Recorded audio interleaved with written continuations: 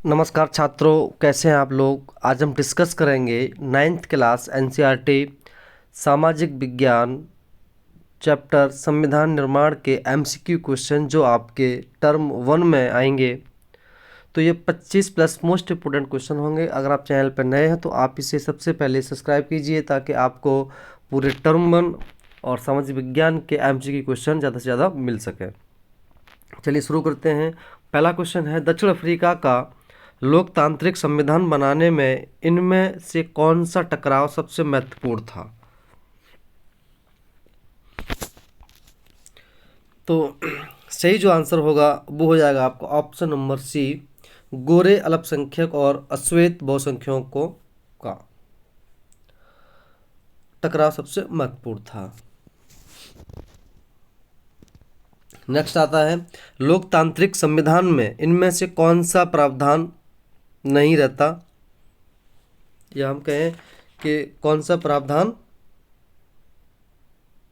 नहीं है।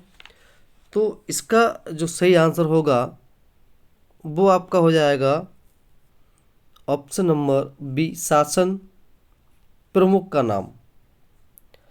लोकतांत्रिक संविधान में शासन प्रमुख के नाम का प्रावधान नहीं होता है। सन 1928 में निम्न में से किस या किन के द्वारा भारत का संविधान बनाया गया। तो ये था option number B, Motilal Nehru. Bharat में संविधान प्रारूप कमेटी के अध्यक्ष कौन थे, आप सभी जानते हैं इसको भली भांति। तो ये है डॉक्टर बी.आर. अम्बेडकर। भारत में संविधान के अध्यक्ष, ये अभी क्वेश्चन हो गया, दोबारा रिपीट हो गया। भारत में संविधान सभा के अध्यक्ष कौन थे, सॉरी संविधान सभा के अध्यक्ष की बात की गई है यहाँ पे। तो यहाँ जो ऑप्शन है वो तो कट चुके हैं। पहला एक ऑप्शन यहाँ पर आप डाल लेते हैं, यहाँ पर option number C, Rajendra Prasad. दूसरा है सरोजनी नायडू। तो सही जो आंसर हो जाएगा वो हो जाएगा इसका ऑप्शन नंबर सी, यहाँ जो बनेगा इसका नाम होगा डॉक्टर राजेंद्र प्रसाद।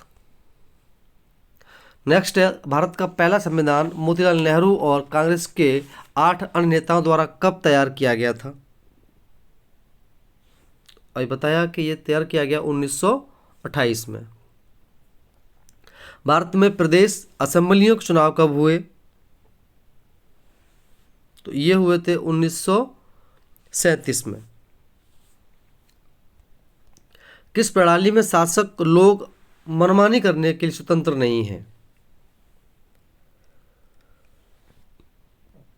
यहां हो जाएगा आपका ऑप्शन नंबर ए, लोकतंत्र। लोकतंत्र में शासक लोग अपनी मनमानी करने के लिए स्वतंत्र नहीं होते क्योंकि यहां जनता का शासन होता है। किस देश की सरकार ने रंग भेद की नीति अपना रखी थी। तो आप जानते हैं कि ये थी दक्षिण अफ्रीका। रंग और नस्ल के आधार पर भेद करने वाली नीति क्या कहलाती है। ये कहलाती है रंग भेद की नीति। अश्वेत नेता नेल्सन मंडेला रंग भेद की नीति का विरोध करने के कारण कितने वर्ष तक दक्षिण अफ्रीका जेलों में बंद रहे। ये क्वेश्चन कई बार पूछा जाता है। तो इसका सही आंसर होगा 28 वर्षों तक। दक्षिण अफ्रीका में रंग भेद की नीति का शिकार निम्न में कौन था।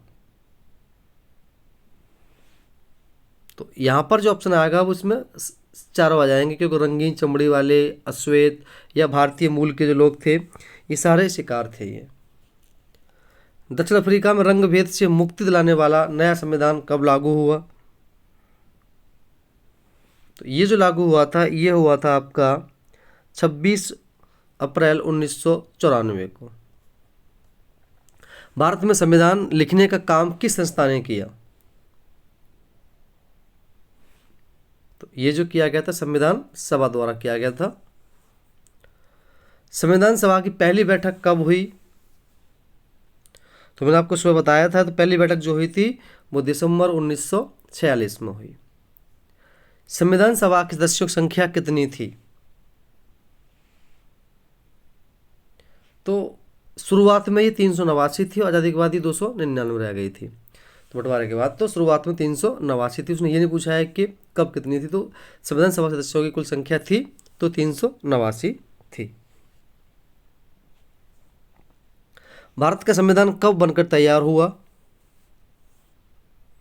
26 नवंबर 1949 को बनकर के ये तैयार हो गया था। लागू कब हुआ था? तो आप इसको जानते हैं, संविधान जो लागू हुआ वो आपका हुआ 26 जनवरी 1950 को। भारत के संविधान का निर्माण करने में कितना समय लगा? तो आप इस क्वेश्चन को अच्छे से जानते हैं। तो अगर हम देखें तो हम यहाँ पर लगभग कहेंगे कि लगभग 3 वर्ष तो लग गए, 2 महीने 2 साल 11 महीने 18 दिन लगे, तो लगभग 3 वर्ष यहाँ ऑप्शन आ जाएगा आपका। नियति के साथ साक्षात्कार नामक भाषण किसने दिया था? ये दिया था आपका पंडित जवाहरलाल नेहरू ने, ऑप्शन नंबर डी। निम्न में से कौन संविधान सभा का सदस्य नहीं था? तो आपको ऑप्शन देख के समझ में आ रहा होगा। तो ये आपका हो जाएगा option number B, Mahatma Gandhi उसके सदस्य नहीं थे। संविधान के मूल्य और उद्देश्यों की अभिव्यक्ति होती है,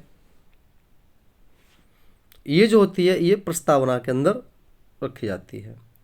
भारतीय संविधान की प्रस्तावना का आरंभ होता है कहाँ से? हम भारत के लोग। भारत के संविधान की प्रस्तावना की कौन सा शब्द प्रयुक्त किया गया है? तो उसमें संपूर्ण, प्रभुसत्ता, पंथ निरपेक्ष, समाजवादी, ये सारे शब्द यहाँ पर इस्तेमाल किए गए। तो ऑप्शन नंबर डी हो जाएगा।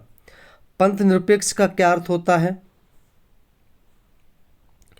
इसका अर्थ होता है कि नागरिकों को किसी भी धर्म को मानने की पूरी स्वतंत्रता है। नेक्स्ट, गणराज्य का अर्थ क्या होता है? इसका अर्थ होता है कि शासन का प्रमुख लोगों द्वारा चुना हुआ व्यक्ति होगा, तो इसका गणराज्य का अर्थ बनता है। तो ये थे आपके मोस्ट इंपोर्टेंट क्वेश्चन। अगर आपको अच्छे लगे तो आप अपनी और भी क्लास में इसको बच्चों के साथ शेयर करें। धन्यवाद।